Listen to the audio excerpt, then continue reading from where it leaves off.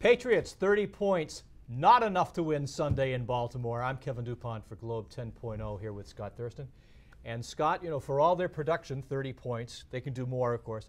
For all that production, I thought it was, and my question to you is, it looked to me like it was overcoached from an offensive end. What'd you think?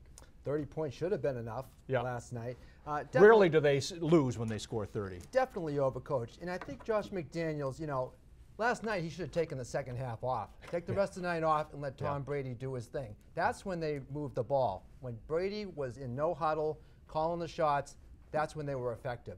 McDaniels doesn't know. He's got the weapons already. Just keep it simple. Don't overthink it. Of course, we'll talk more about the officiating later, but you know, in a game where the officiating was such a mess, I think that does influence the coaching. That said, when you see two ends around that early, I'm saying this is a team that has to trick anybody. They've got enough weapons here.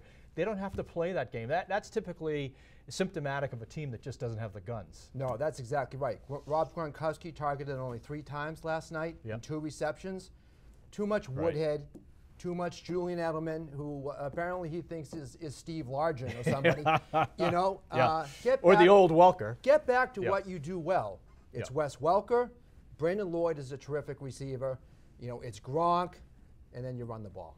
And that's the question. That'll be the question, of course, going into the next week is what are they going to do with this offense? Do they scale it back? Do they go more with Gronk, which is I think they ought to do?